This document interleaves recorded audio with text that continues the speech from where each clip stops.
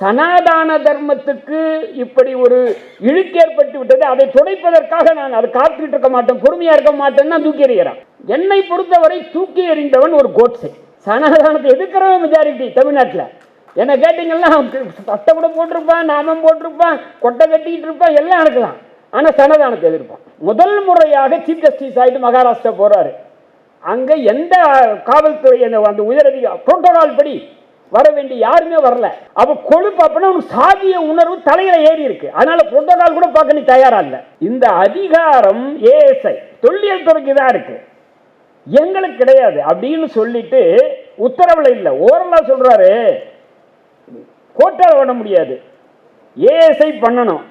நீ வேணா போய் கடவுள்கிட்ட முறையிடு. நீ சொல்ற எந்த கடவுள் சொல்றியோ விஷ்ணு கிட்ட முறை, இவ்வளவுதான் சொல்றாரு. சிவம் சிங் என்பவர் தன் வழக்கு ஏதோ மென்ஷன் பண்றாரு.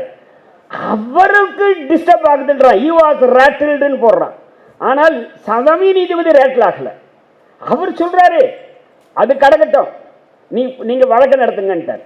ஒரு இஸ்லாமிய இளைஞன் நீதிபதி சந்திரசூட் தலைமை நீதிபதியின் பேர்ல செருப்பை தூக்கி வீசிடுகிறான். நீங்கள் பாபர் மசூதி தீர்ப்பில் நீ இப்படிதான் எழுதியிருக்க தப்பா அப்படின்ட்டு. என்ன நடந்திருக்கும்? 34 பேர் ஹைகோர்ட் அங்க சுப்ரீம் கோர்ட் ஜட்ஜுங்க. அதுல ஒரு 10 பேர் இல்ல, அவங்களுடைய 22% வந்து எஸ்சி எஸ்டி ஜட்ஜ் இருக்காங்கன்னு வச்சுங்களேன். இது நடக்குமா? அவங்க இது வரைக்குமே 7 பேர் தான் பாருங்க. 1950 இன்றைய வரையிலே எஸ்சி எஸ்டி ஒரே ஒரு ஆள் தான். இந்த செய்தி வந்த போது மோடி 8 மணி நேரம் கொடுத்து போட்டாரு, மற்ற மந்திரிகள் வினையாற்றவே இல்லை. மோடியினுடைய ட்விட்டருக்கு லட்சக்கணக்கான பேர் வந்து அதை எஸ் அதை ரீட்வீட் பண்ணும்போது இதற்கு யாருமே ட்வீட் பண்ணல, இவர் மன்னிப்பு கேட்க கூட தயாராக இல்லை. இதெல்லாம் வந்து காவல்துறை அவர் பேரில் வழக்கு போட தயாராக இல்லை. 6/10/2025 இன்னைக்கு நடந்தது, 6ஆம் தேதி. நம்ம கிட்டத்தட்ட ஒரு 10 நாள் கழிச்சு இந்த கூட்டத்தை நடத்துகிறோம். அது முதல்ல அந்த வழக்கு வந்தது வந்து 16 செப்டம்பர். அது நிறைய என்னன்னா, என்னுடைய புரிதல், இந்த செருப்பை தூக்கி ஷூவை தூக்கி எரிஞ்சான் பாருங்க, அவன் அந்த வழக்கு போடலன்னு எங்க இருக்கு. ஏன்னா நிறைய பேருக்கு அந்த எண்ணம் இருக்கு. எனக்கு பார்த்தத இதில் பார்க்கும்போது ரகேஷ் தலால் அப்படின்றவன் தான் அதை போட்டிருக்கான். அந்த வழக்கை நடத்தினவங்க AOR Sanjay Nuli and advocate Akhila வாலின்னு இருக்கு. இதில் பார்த்தா எனக்கு இவன் வந்து வழக்கு போட்டதாக கூட எனக்கு தோணலை.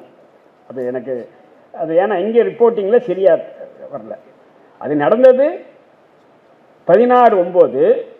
அதுக்கு இவன் வினையாற்றியது 6/10. ஏன் வினையாற்றினானா, ஏற்கனவே நம்ம துணைத் தலைவர் சொன்னார். எனக்கு 16 வந்த அன்னைக்கு சீஃப் ஜஸ்டிஸ் என்ன சொல்றாரு, அவர் சட்ட ரீதியாக அதை சொல்றாரு. இதற்கு தொல்லியல் துறையில் அவங்க மனு கொடுத்துருக்காங்க முன்னாடி. தொல்லியல் துறை வந்து அதெல்லாம் முடியாதுங்க அப்படின்ட்டு. அப்போ தொல்லியல் துறைக்கான அதிகாரம் அது வந்து புரொடெக்டட் மோனுமெண்ட். அது ஜவாரி டெம்பிள் அப்படின்ட்டு கஜூரா அந்த அந்த டெம்பிள் பல கோயில்கள் அடங்கியது. அது யாரும் நீங்கள் போய் பார்த்தீங்கன்னா தெரியும். அங்கே ரொம்ப கஜூரா டெம்பிள் ஃபேமஸ் பல காரணங்களுக்காக. அதனால் அதில் ஒரு டெம்பிள், அதில் ஒரு கோயிலில் இருக்கக்கூடிய அதை வந்து பண்ண சொல்லி கேட்குறாங்க. அப்போ தொல்லியல் துறை சொல்லுது நான் பண்ண முடியாதுங்க, இருக்கிறத அப்படியே வச்சு பழமையை காப்பது தான் தொல்லியல் துறையுடைய நோக்கம் அப்படின்னு. அப்போ சுப்ரீம் கோர்ட்டுக்கு வராங்க. சுப்ரீம் கோர்ட் சொல்லுது இந்த அதிகாரம் ஏஎஸ்ஐ தொல்லியல் துறைக்கு தான் இருக்கு, எங்களுக்கு கிடையாது அப்படின்னு சொல்லிட்டு உத்தரவுல இல்லை, ஓரலா சொல்றாரு. கோட்டால் பண்ண முடியாது, ஏஎஸ்ஐ பண்ணணும். நீ வேணா போய் கடவுள்கிட்ட முறையிடு. நீ சொல்ற எந்த கடவுள் சொல்றியோ விஷ்ணு கிட்ட முறை, இவ்வளவுதான் சொல்றாரு. இந்த நிகழ்ச்சி நடந்து அன்னைக்கு 16ஆம் தேதி முடிஞ்சிடுது. அது அன்னைக்கே தீர்ப்பு வருது. அவர் சொல்றாரு இது பப்ளிக் இன்ட்ரெஸ்ட் லிட்டிகேஷன் அல்ல, இது பப்ளிசிட்டி இன்ட்ரெஸ்ட் லிட்டிகேஷன் சொல்றாரு. வழக்கமா அதை சொல்றது இந்த வார்த்தைகள். அதை சொல்லி அந்த வழக்கத்தோட முடிவுக்கு வந்துடுது. அதுக்கு அடுத்து என்ன நடந்ததுன்றது தான். இந்த செருப்பு அடிக்கிறதுக்கு முன்னாடியே இந்த நிகழ்ச்சி நடந்தவுடன் தொடர்ந்து ட்ரோலிங், இணைய வழி தாக்குதல். அதை நீங்க பாருங்க தயவுசெய்து. இணைய வழி தாக்குதல், மிசைல்ஸ் இருக்குல்ல, ஏவுகணை தாக்குதல் மாதிரி இந்த சங்கிகள் தொடர் தாக்குதலை இதை நடத்துறாங்க. அதாவது இதை சம்பந்தமாக அதனுடைய விளைவாக சீஃப் ஜஸ்டிஸ் 2 நாள் ஓப்பன் கோர்ட்ல இதை பத்தி விளக்கம் கொடுக்கிறார். அவர் சொல்றாரு, எனக்கு யார் எந்த மதத்தின் பேரிலும் எனக்கு காழ்ப்பு கிடையாது. ஆட்கள் சொல்லிட்டாங்க, அவர் ஒரு அம்பேத்கரியவாதி. இதுவரையில் எந்த அம்பேத்கரியவாதியும் நேரடியாக உச்ச நீதிமன்றத்துக்கு வந்தாங்களான்னு எனக்கு தெரியல. இருக்கக்கூடிய பட்டியல் இனத்தை சேர்ந்தவர்கள் இவர் ஒரு அம்பேத்கரிஸ்ட். இவர் புத்த மதத்தை தழுவியவர். அவரு அவங்க குடும்பம் எல்லாம் மகாராஷ்டிராவில் இருக்கக்கூடிய பட்டியல் இனத்தவர்கள் அது இருப்பாங்க. அதனால அவர் சொல்றாரு, நான் என்னை பொறுத்த வரையில் எனக்கு எந்த மதத்துக்கும் நான் விரோதி அல்ல, நான் செக்யூலர், நான் மதச்சார்பின்மையை கடைபிடிப்பவன், அதை சொல்லி தெளிவுபடுத்துறாரு. அப்போ சொலிசிட்டர் ஜெனரல் துஷார் மேத்தா அதில் சொல்றாரு, அந்த பத்திரிகையில் பார்த்தா அவரு என்னன்னா, எல்லா வினைக்கும் எதிர்வினை இருக்கும் என்பது நியூட்டன் தியரி. அவர் சொல்றாரு, அப்படின்னா நியாயப்படுத்துறாருன்னு கருத்து. எல்லா வினைக்கும் எதிர்வினை இருக்கும். இந்த எதிர்வினை சமமாக இருக்கும், ஆனால் அங்கே கொஞ்சம் கூடுதலாக இருக்கு அப்படின்றார். நீங்க என்ன எதுக்காக பார்க்கணும்னா, இந்த செய்திகளை தொகுத்து சொல்லும் போது இதை தான் பார்க்கணும். இது நடந்த உடனே இப்போ 6ஆம் தேதி நடக்குது. நடந்து இந்த செய்தி நடந்த உடனே இதை நமக்கு நிறைய பேருக்கு என்னன்னா, செருப்பை தூக்கி அடிக்க முயற்சி செருப்பை தூக்கி அடிச்சாருங்க. நீங்க வீடியோ வந்தாச்சு, பிபிசியில் எழுதியிருக்கான், பிபிசியில். அதனால தூக்கி எறிஞ்சாங்க, மேலே படலை. அது அதாவது செருப்பு அந்த சேரனுடைய பக்கத்தில் போய் பட்டிருக்கு, அவ்வளவுதான். ஆனால் அந்த நேரத்தில் இந்து பத்திரிகைகள் கூட வந்திருக்கு, சிவம் சிங் என்பவர் தன் வழக்கு ஏதோ மென்ஷன் பண்றாரு, அவருக்கு டிஸ்டர்ப் ஆகுதுன்றான், he was rattled போடுறான். ஆனால் சதவி நீதிபதி ரேட்டில் ஆகல. அவர் சொல்றாரு, அது கடகட்டும், நீங்க வழக்கு நடத்துங்கன்ட்டார். ஆக்சுவலி அது உண்மையில அவருடைய தலைமை நீதிபதியினுடைய உயர்ந்த பண்பை காமிக்குது. அது மட்டும் இல்ல, இதை அவர் ரிஜிஸ்டர் அவங்க இப்போ புகார் பதிவு செய்யணும், வழக்கமாக புகார் பதிவு செய்யணும், அது அதையும் செய்ய வேண்டான்ட்டார். அதுக்குள்ள அடுத்ததெல்லாம் வரலாம். இதுல என்னன்னா, இதுல அவர் வழக்கு பதிவு செய்ய வேண்டான்னா கூட காவல்துறை ஏன் வழக்கு பதிவு செய்யலன்றதான் கேள்வி. இப்போ ஐயா கூட பேசியிருந்தேன், உங்களுக்கே தெரியும், ஒரு காக்னைசபிள் அஃபென்ஸ் இது. யாருன்னா காவல்துறை வழக்கறிஞர் கூட சொல்லலாம், என்ன இது ஒரு காக்னைசபிள் அஃபென்ஸ். இதை இப்படி ஒரு நடக்கும்போது இதில் சம்பந்தப்பட்டவர் பெருந்தன்மையாக விட்டுட்டா கூட, சப்போஸ் மகாத்மா காந்தி உயிர் போச்சுட்டான்னு வச்சுங்க, சொல்லுவார் கோட்ஸே பேரில் கம்ப்ளைண்ட் கொடுக்க வேணான்ட்டு. கம்ப்ளைண்ட் கொடுப்பாங்களா, கொடுக்க மாட்டாங்களா?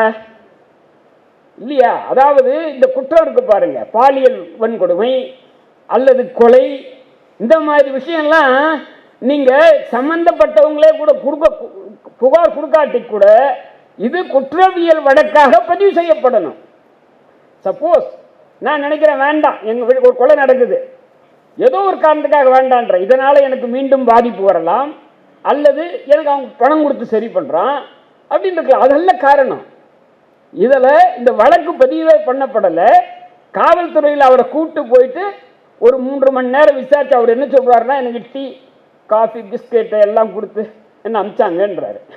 அவருக்கு எந்த வழக்குமே அவர் பேரில் பதிவு செய்யப்படவே இல்லை. வழக்கு பதிவு செய்யணும் தான் சொல்றேன், சிறையில் கூட அடைக்கணும் இல்லை, விசாரித்து தண்டனை கொடுக்கட்டும் என்னன்றத.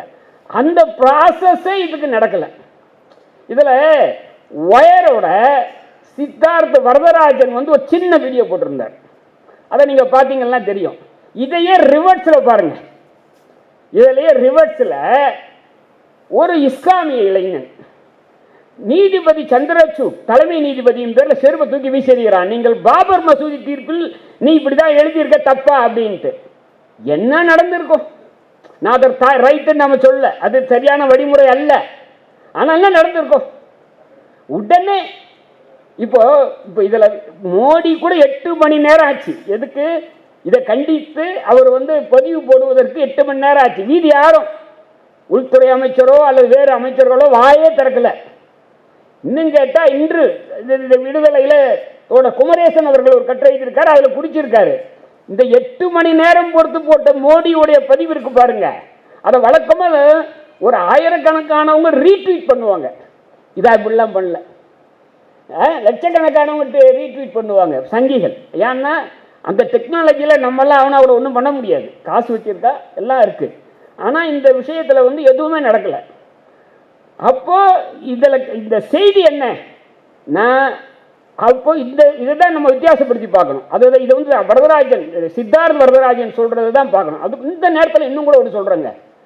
நம்ம கட்சி இருக்கார் பாருங்க, இங்கே கூட தலைமை நீதிபதியாக இருந்து அங்கே போனார்.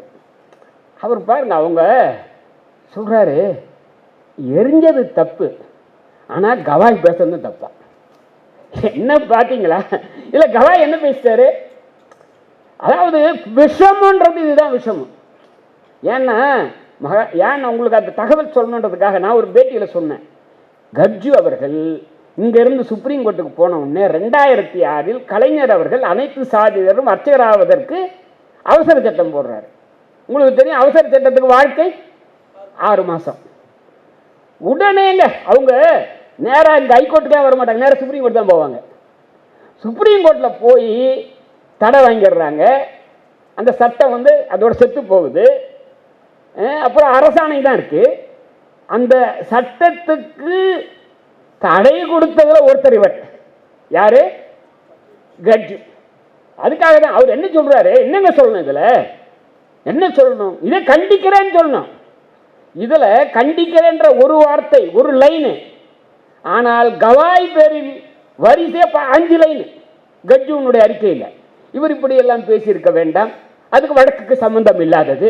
இவர் இங்கே இருக்கிறப்போ நான் லாயராக இருந்தேன். இவர் கோர்ட்டில் இவரை கேட்டு பாருங்க, அவர் கோர்ட்டில் பேசுறது தான் அதிகமாக இருக்கு சட்டத்தை விட. அது எல்லாருக்குமே இங்கே ஒரு மனுஷன்னா இது நடக்க என்ன கேட்டார், அதை கூட தப்பா சொல்ல. ஏன்னா இதை கண்டிக்கிறதுல கூட அவங்க கிட்ட ஒரு நேர்மை இல்லைன்னு பார்க்குறேன் இந்த விஷயத்தில். எனவே தான் இதில் வந்து இந்த விஷயத்தை வந்து அவருக்கு சீஃப் ஜஸ்டிஸ் வந்து புறந்தள்ளி விட்டு போனாலும் நாம் சொல்லணும் அப்படின்றதில்ல. இது ஒரு முக்கியமான செய்தி என்னன்னா இங்கெல்லாம் சொன்னாங்க. இதுக்கான காரணம் என்ன? இது இப்படி நினச்சி பாருங்களேன். 34 பேர் ஹைகோர்ட் அங்கே சுப்ரீம் கோர்ட் ஜட்ஜுங்க.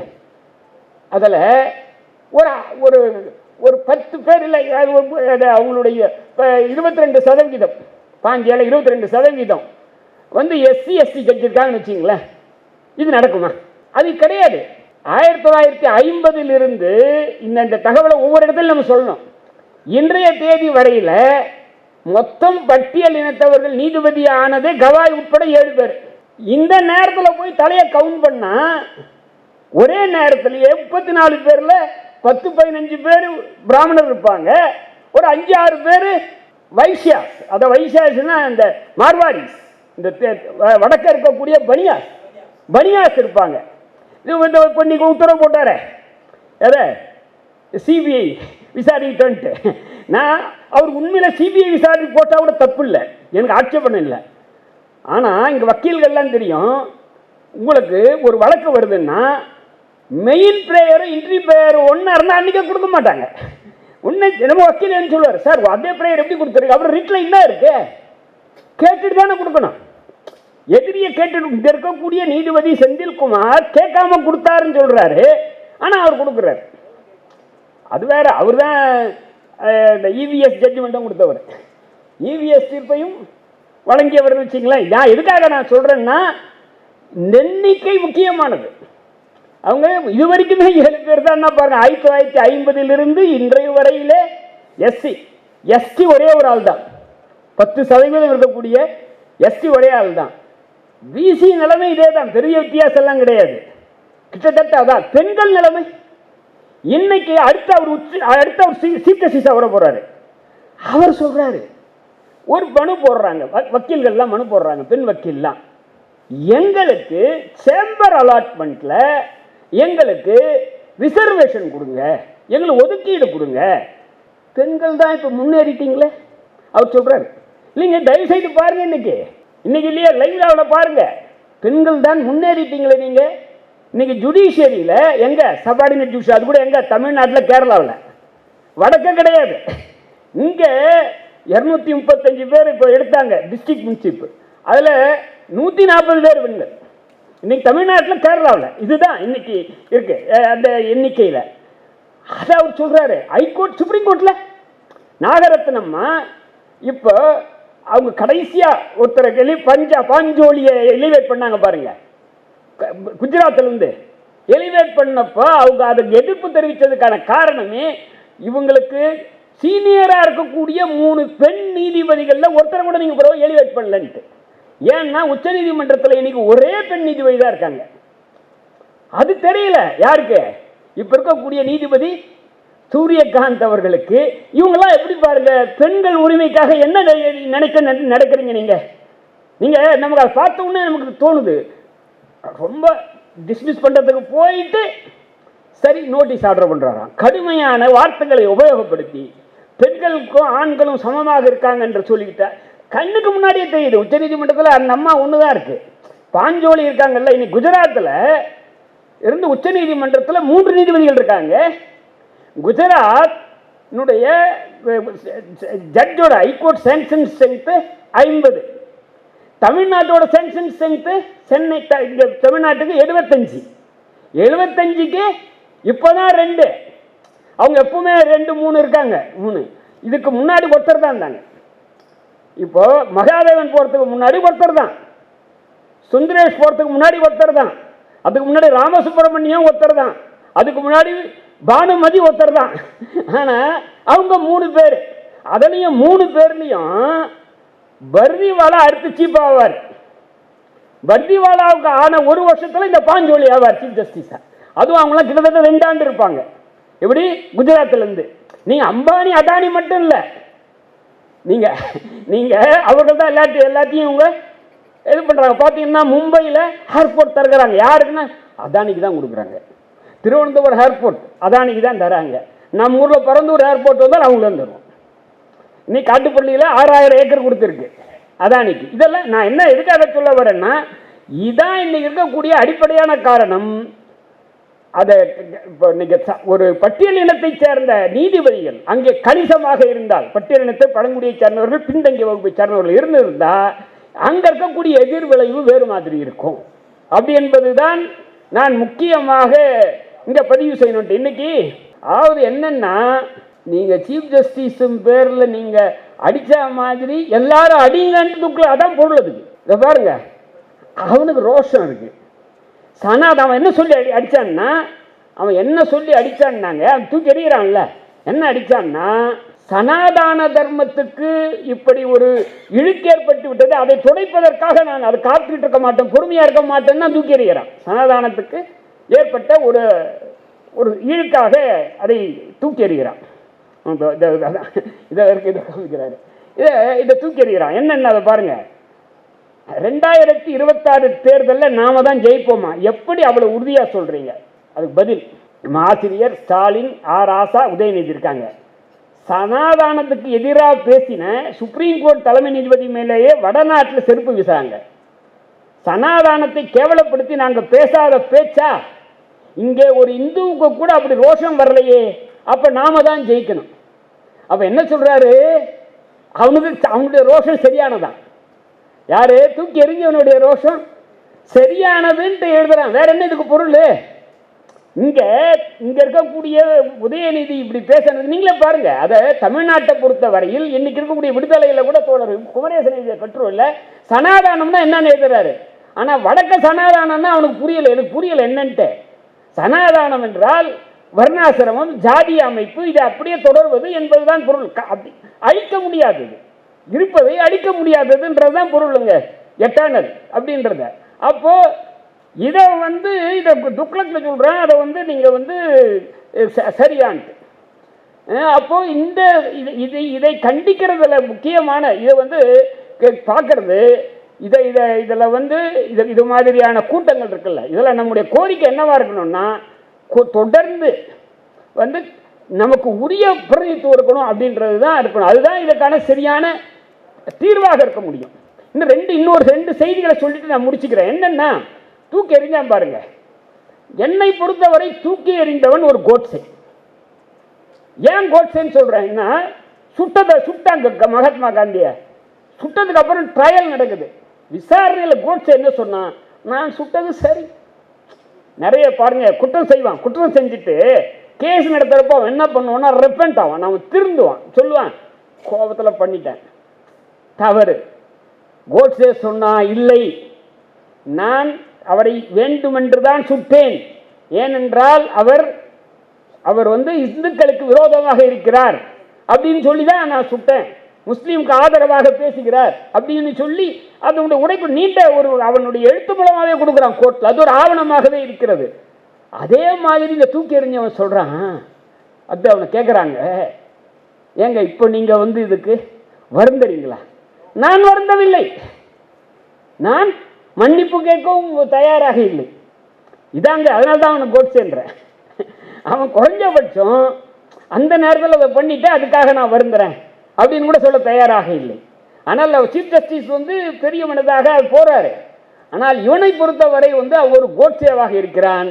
கோட்சேவை எதிர்த்த இதுக்கு இப்போ பார்த்தீங்கன்னா இன்னைக்கு சனாதானத்துக்கு ஆதரவாக அவன் சொல்றான். நீங்க அங்கே வடநாட்டில் அவனுக்கு ரோஷம் இருக்கு, இங்கே உதயநிதி பேசுறா இல்லை, நம்ம ஊரில் இங்கே என்னன்னா உதயநிதி மட்டும் இல்லைங்க, நம்ம எல்லாரும் பேசுறோம். யார் சனாதானத்தை எடுத்து பேசாதவங்க நம்ம ஊரில் என்ன பண்ணுறாங்களா? ஏன்னா இது சர்வசாதாரணமான விஷயம். நம்ம ஊரில் காங்கிரஸ்காரன் கூட பேசுவான். என்னை கேட்ட சமயத்தில் சங்கீத கூட்டத்தில் கூட பேசிடுவாங்க. ஏன்னா தெரியாமல் பேசிடுவான். நம்ம ஊரில் ஏன்னா சாதி எதிர்ப்பு இதெல்லாம் சுயமரியாதை எல்லாம் இருக்கும்போது அவன் வந்தாலும் வந்துடும். அதோடைய பொருள் அதுதான். அப்போ இவர் சொல்றாரு, குருமூர்த்தி என்ன சொல்றாரு, அவங்களுக்குலாம் ரோஷம் இருக்கு, இங்கே தமிழ்நாட்டில் சனாதானத்தை எதிர்த்து பேசுறாங்க, ரோஷம் இல்லை, நீங்களே செருப்படுத்த அடிங்கன்றார். என்னப்பா, அதாவது என்ன இதப்போ இதுதான் நமக்கு இருக்கக்கூடிய ஒரு மெசேஜாக பார்க்கணும். இந்த நான் சொன்ன இந்த செய்திகள்லாம் இருக்கு பாருங்க, தொடர்ந்து பல செய்திகளை சொல்லியிருக்கேன். யாரு இதில் என்ன அவரு துஷார் மேத்தா என்ன சொன்னாரு, இந்த செய்தி வந்தபோது மோடி 8 மணி நேரம் கொடுத்து போட்டாரு, மற்ற மந்திரிகள் வினையாற்றவே இல்லை. மோடியினுடைய ட்விட்டருக்கு லட்சக்கணக்கான பேர் அதை அதை ரீட்வீட் பண்ணும்போது இதற்கு யாருமே ட்வீட் பண்ணல, இவர் மன்னிப்பு கேட்க கூட தயாராக இல்லை. இதெல்லாம் காவல்துறை அவர் பேரில் வழக்கு போட தயாராக இல்லை. இதுவரையில் எந்த கண்டெம்ட் ஆஃப் கோர்ட் இதை பொறுத்த வரைக்கும் நம்மள கண்டெம்ட் ஆஃப் கோர்ட்டை பொறுத்தவரையில் என்னை பொறுத்தவரை அதை அந்த வழக்கமாக அதில் வேண்டான்னு சொல்கிறோம். இதை சொல்றது இல்லை. என்னன்னா நீதிமன்ற தீர்ப்பை விமர்சிப்பதற்கான உரிமை இருக்கு பாருங்க, அதில் தலையிட்டு கண்டெம்ட் எடுக்கிறது தான் வேண்டாம். நீதிமன்றத்துக்குள்ள பூந்து ஒருத்தர் செருப்படுத்தி அடிக்கிறான், ஒருத்தன் உள்ள போராட்டம் நடத்துகிறான், பண்டில் பிடுங்குறான் அப்படின்னு சொன்னால் அதுக்கு கரெக்டு தான், அது கண்டெம்ட்டுகள் தான் வரும். ஆனால் இவர் வேண்டான்னாலும் கூட அதுக்கு யார் அனுமதி தரணும்? அட்டார்னி ஜெனரல் தரணும். தருவாங்களா அப்படின்னு தெரியல, போட்டிருக்காங்க. எனவே இந்த செய்தியில் நமக்கு மீண்டும் மீண்டும் வருவது இந்த நேரத்தில் நம்ம உரிய எண்ணிக்கையில் இருந்தால் இங்கே ஏன் நம்ம சனாதானத்தை எதிர்த்து பேச முடியுது? நாம மெஜாரிட்டி. யாரு சனாதானத்தை எதிர்க்கிறவங்க மெஜாரிட்டி தமிழ்நாட்டில். என்ன கேட்டீங்கன்னா பட்டை கூட போட்டிருப்பான், நாமம் போட்டிருப்பான், கொட்டை கட்டிக்கிட்டு இருப்பான், எல்லாம் இருக்கலாம். ஆனால் சனாதானத்தை எதிர்ப்பான். ஏன்னா சனாதானம் என்பது சாதியம், சனாதானம் என்பது வர்ணாசிரமம். எனவே அதை எதிர்ப்பான்றதுல நமக்கு ஒன்றும் பிரச்சனையே இல்லை. அங்கே என்ன சொல்கிறான்னா அதுதான் வேணும், இங்கே இருக்கக்கூடிய அந்த சனாதானம் வேணும் அப்படின்னு சொல்கிறான். இந்த மாதிரி ஒருத்தர் 2 பேர் சொல்லிகிட்டு இருக்காங்க. எனவே இந்த நேரத்தில் நாம் தொடர்ந்து இங்கே உயர்நீதிமன்றம், உச்ச நீதிமன்றம் மற்ற அனைத்து பதவிகளிலும் இன்னும் கூட இப்படி உரிய அளவிலே பட்டியலினத்தவர், பழங்குடியினர், பெண்கள், பேக்வர்ட் கிளாஸு, மைனாரிட்டிஸும் கிடையாது. ஒரே ஒருத்தர் தான் முஸ்லீமில், ஒரே ஒருத்தர் தான். 2014 வந்ததுக்கப்புறம் அதுக்கு முன்னாடி 3 பேர், அவங்களும் 14% இருக்காங்க மக்கள் தொகையில் முஸ்லீம்ஸ். ஆனால் அவங்கள கூட ஒரே ஒருத்தர் தான். எனவே இதை இந்த நேரத்தில் இந்த விவாதத்தில் நாம் இதை கண்டிப்பதுடன் நம்ம ஒவ்வொரு முறையும் அவர் சொன்னார், பாலகிருஷ்ணன் அதுக்கான முயற்சி எடுத்தாருன்ட்டு, நாராயணன் பிரசிடென்ட் அந்த முயற்சி எடுத்தார். இப்போ இவரும் இதை முயற்சி எடுக்கணும், முயற்சி எடுத்தால் மட்டும் இல்லை, இதை அழுத்தம் கொடுத்தால் ஒழிய உரிய எண்ணிக்கையில் வரல. இப்போ பாருங்களேன், சூரியகாந்த் பெண்களுக்கு எதையே சொல்லாதப்போ அடுத்து எத்தனை பெண்களை உச்ச நீதிமன்றத்தை கொண்டு வர போகிறாங்க? ஏன் அந்த அம்மா தெளிவாக சொல்லிச்சு. நாகரத்னா ஷீ இஸ் இன் காலேஜியத்தில் அவங்க நோட் போடுறாங்க. எனவே இதெல்லாம் இன்னைக்கு விவாதிக்கக்கூடியதாக இந்த நேரத்தில் வருவதும் இதை கண்டிப்பதும் உறுதியாக கண்டிப்பதும் அவர் பேர் நடவடிக்கை எடுக்கணும்னு நம்ம கேட்குறோம். தலைமை நீதிபதி சொன்னாலும் தலைமை நீதிபதியை பொறுத்தவரை அவர் ஒரு பெரியாருக்கு அதான் பண்ணுவார். அவர் பேரில் செல்ஃப் டிகெட்ஸானே சொல்லுவார். போய் போலீஸ் கம்ப்ளைண்ட் கொடுப்பாரு, அவர் சொல்ற மாதிரி அந்த இன்னொரு செல்வியும் கொடுன்ற வழக்கமான இதுதான். இவரும் அதை விட்டுட்டு போங்கப்பான்ட்டாரு. தொடர்ந்தே இது மாதிரி அதே மாதிரி இன்னொன்று கூட சொன்னாங்க பாருங்க. அவர் பதவியேற்ற உடனே முதல் முறையாக சீஃப் ஜஸ்டிஸ் ஆகிட்டு மகாராஷ்டிரா போறாரு. அங்க எந்த காவல்துறை அந்த உயரதிகாரி புரோட்டோகால் படி வர வேண்டிய யாருமே வரல.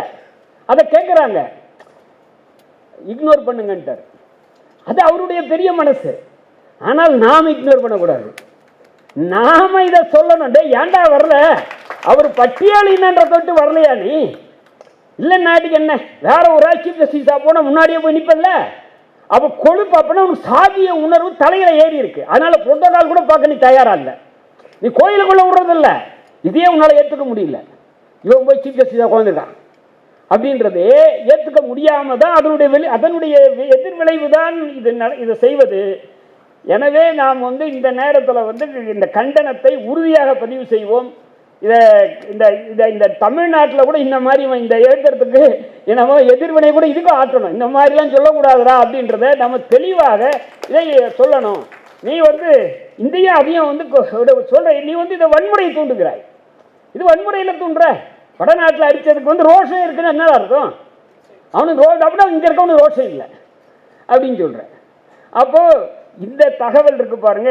இந்த கூட்டத்தை இந்த கூட்டிய திராவிடர் கழகத்திற்கு இந்த எதிர்ப்பை தொடர்ந்து தமிழ்நாட்டை பொறுத்தவரையில் எந்த சுணக்கமும் இல்லை. இதை நிச்சயமாக நம்ம கண்டிக்கிறோம். அதை கண்டிப்போம். நன்றி, வணக்கம்.